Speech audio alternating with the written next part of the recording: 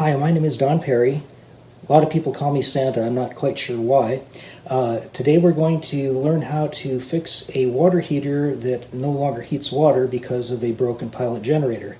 I looked at a lot of videos on YouTube and elsewhere, and they were way too long for what you have to do to get this done. So I thought I'd just make a real quick one for you people that just want to get in and get out real fast.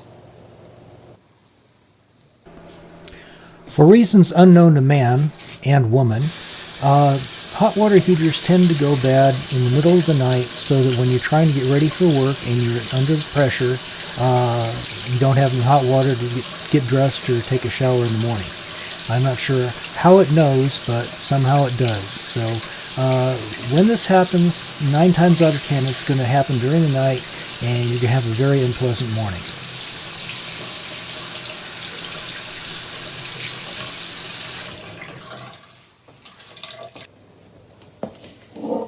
One of the things I want to get straight from the get-go is this is a older water heater, I think vintage 2008 or thereabouts, and it just has a very simple valve. The newer ones are computerized and have a lot of flashing lights to let you know what's going on, but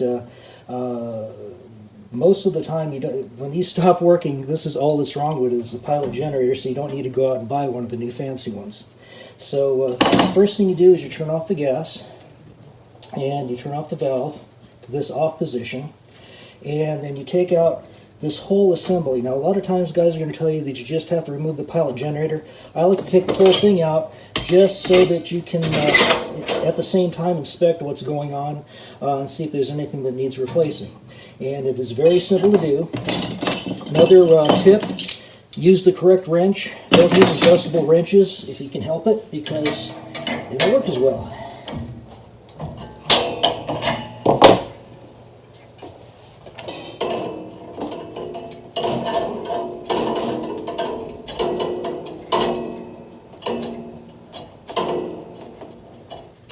So I loosen this, but not taking it all the way off.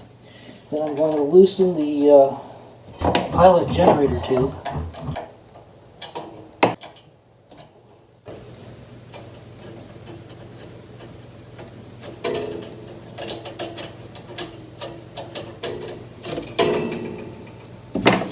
And if you have a flare wrench, it's always better to use one of those if you have the right size, because it actually goes all the way around the bolt and allows you to put a lot of, sometimes if these are really tight, this one's actually quite loose, it allows you to do it with a lot of effort and don't have to worry about stripping the bolt. So now once it's disconnected, disconnect the rest of this and bring out the whole assembly, and you take a look at it. And this one is in amazingly good shape for the age of this water heater. And this is the culprit right here. This is the pilot generator, and what it does is it creates a small current that operates a magnet in here that tells it to keep the gas supply, which is this right here, open to keep the pilot light lit. This is the culprit that goes bad, and that's what we're going to replace. So basically they usually just pull out like that, and this is the bad piece. Now if you want, you can replace this. See, this has a lot of corrosion here. You can replace this whole apparatus, and it's probably only about $10 or $15 more, so I highly recommend doing that if you can find it. Some of these older ones you can't, but if you can, that's the direction to go.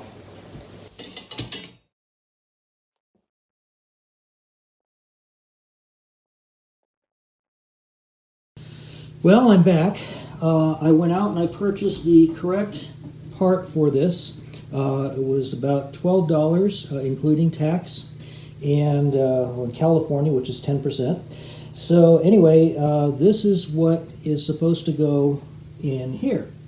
What's interesting is the part that I took out, the pilot generator, this was replaced once before, and if you noticed, it was wrapped around here. If you look at the other video, this was wrapped around here because this part is too long. Because if you stretch this out, you can see that it's way longer than it needs to be, because this is a generic something you buy at a local hardware store, whereas this is what was made for this unit. So apparently this pilot generator went out once before and somebody replaced it. They probably paid about $5 for this, and they probably charged the homeowner about $300 or something.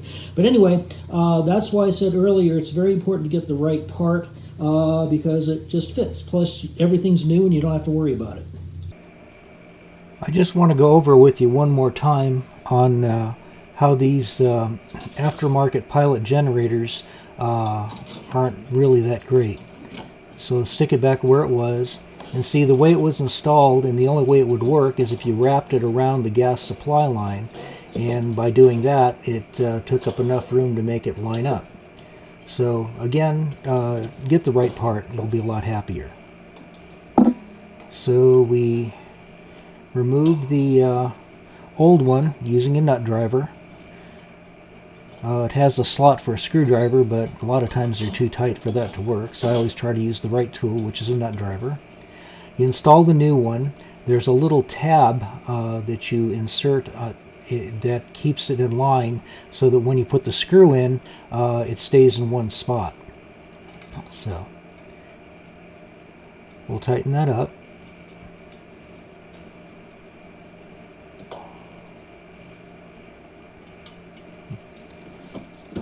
You can see the little screw there. And we stick the unit back into the water heater.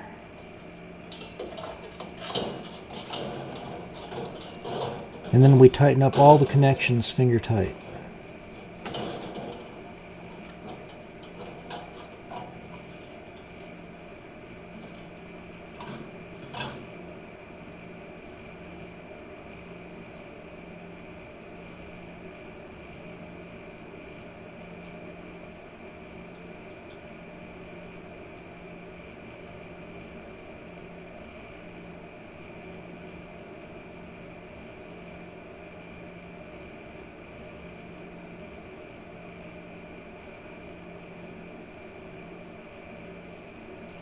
Sometimes they're hard to find, and you gotta line them up just right.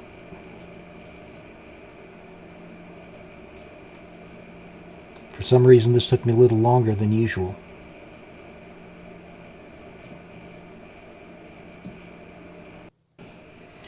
After getting my wrenches, we just need to tighten everything up. First, the gas supply line,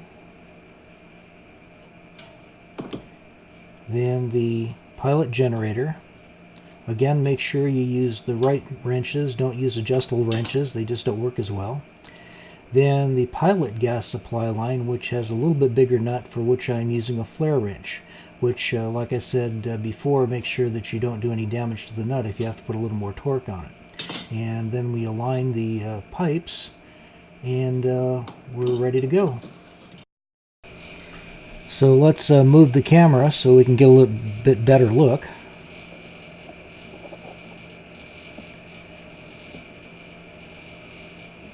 And now we just turn on the gas.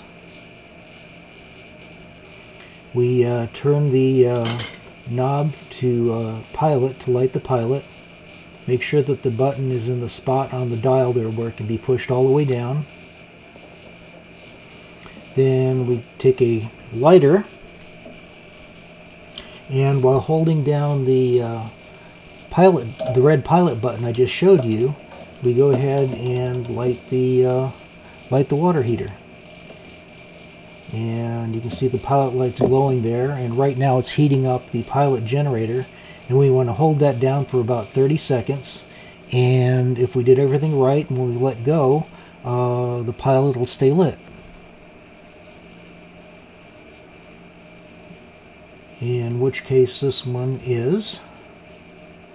So now we just turn the gas on, and our water heater is now once again functional.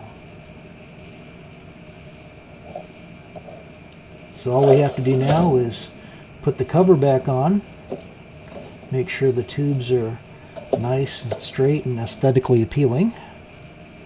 And put cover back on.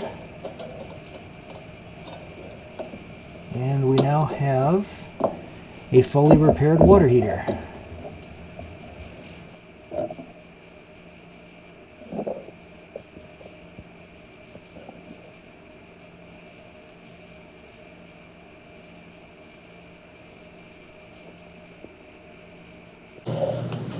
So there you have it. I'm thinking this video is probably about 10 minutes. I'll have to check that out, but don't hold me to it, but it's close. And you've now fixed your water heater for about 12 to 15 bucks, depending on where you live, and you avoided probably between a $200 and $300 service call.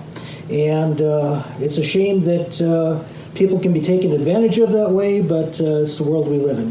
One last caveat. People ask me, Santa, how do you know how tight to make the fittings? And the answer to that is just tight enough. Okay, these are interference fittings. They don't need any sort of tape or sealer or anything else. They just have to be snug. And if it's your first time doing it or you're not sure, they have gas leak detecting solutions, or you can just use a little soap and water solution and put it around the fittings there to see if you get any bubbles. But mostly, if there's any leak whatsoever, you're going to smell it right away. So anyway, that's how you do it. That's how you save money.